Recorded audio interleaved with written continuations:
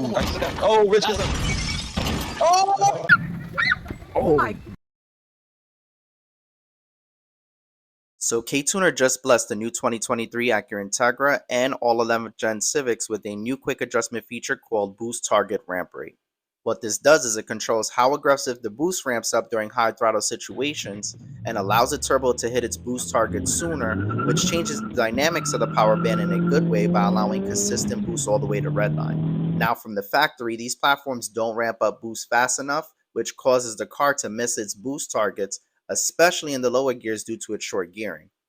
Honda and Acura hopefully take note of this feature that's been added to Ktuner's arsenal and get a little more aggressive with the way boost ramps up in the future iterations of the Integra and Civic, which I think will help Honda and Acura take on its competition.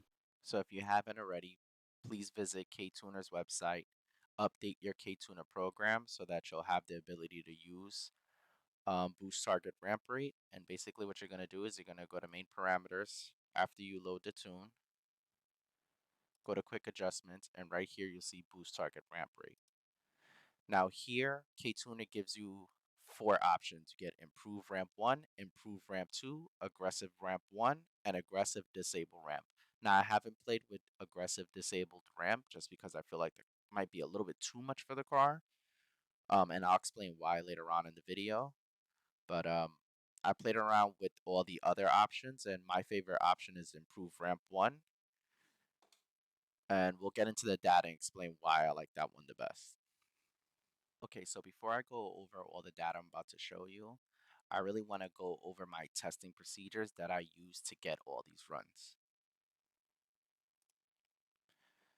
So in all the runs that I'm about to show you, I had throttle responsiveness at improved throttle response level 3 with rev hang reduced. I did various different boost target ramp rates. Advanced VSA was set to factory. Turbo responsiveness was set to level 3. Normal was set to 18, sport was set to 21, but I did all runs in 21 psi. Now, the reason why I did everything in second gear in all my runs was when I did the turbo responsiveness video, I did all those runs in second gear, and I'm going to be using that data to compare to today's data on boost target ramp rate. And also, just because the speed limit here is 55, I didn't want to get myself into too much trouble. You know, if I'm driving like this,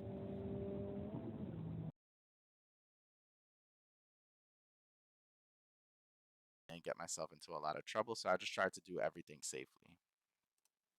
So the first one I want to show you is a stock run. Now I did this stock run a few months back. This run I did between 3500 and redline. All the other runs I did at 2200 to redline. I just wanted to show you the stock run so you can see what the boost curve looks like. So here, if we take a look at the boost curve,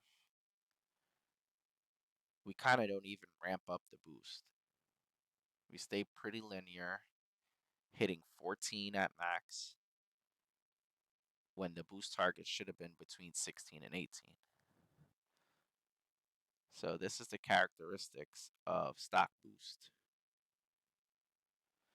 Now the next run I'm going to show you, I'm going to compare it to the stock run,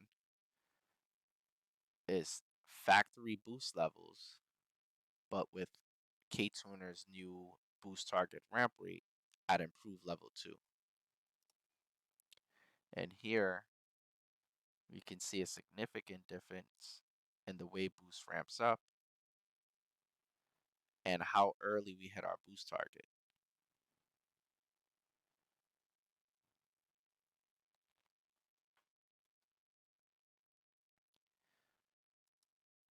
Now I'm going to show you factory boost with boost ramp rate versus 21 psi with factory ramp rate. And here we can see that on the factory, we actually hit our boost target sooner. But of course, we're commanding 21 psi versus the 16 to 18. So of course, this one's going to pull ahead and make more boost up top. but it's good to see that with the factory boost levels and Ktuners boost target ramp rate, it greatly helps the boost curve and adds a lot more power down low for the factory settings. Now we're going to take 21 psi factory boost ramp rate and compare it to improve level 1. Here we see a significant difference in the way the turbo ramps up and sort of evens out at about 4,500. But here you can see the power that's added here.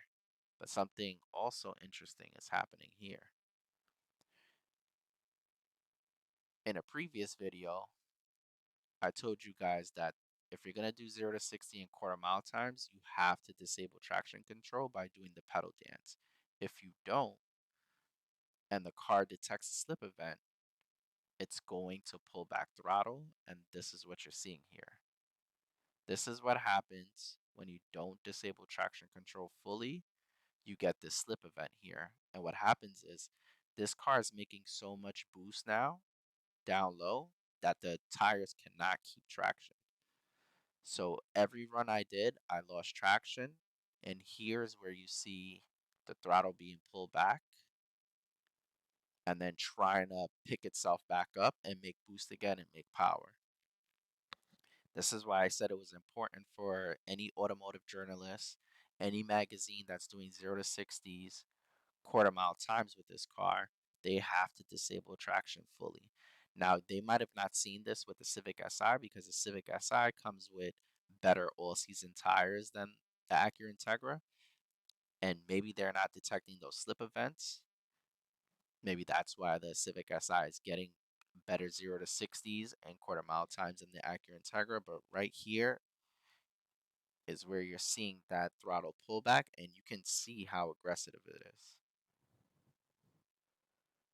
So hopefully Acura watches this video, they listen, maybe they add better tires to next generations of the Acura Integra and Civic Si, and hopefully they get a little bit more aggressive with the way the turbo ramps up, because I think it'll definitely put them ahead of its competition. Now we're gonna compare improve level 1, improve level 2, and here you still see a nice little jump, and it continues all the way to red line. But once again, we see that slip event happening, and we just lose a ton of power, ton of torque. And once again, we're gonna do improve level 2 versus aggressive level 1. And once again, still another slip event, but something else interesting is happening here, and I'll explain that too. But here you can see the boost curve, not that far off from improve level 2, but the dyno says otherwise. I don't know how accurate this is, but we're really paying attention to the boost levels, and you can still see that aggressive still stays above improved level 2. It makes a decent amount of boost. But one thing you're going to see here with aggressive level 1 is when I was driving on aggressive level 1, I actually experienced clutch slipping. So I think there might be a little bit too much power down low, because you can see I'm making 21 psi so early, and while I was driving, I went to floor the car. I was at like 3,000 RPM. Or I think I was like 3,500 RPM.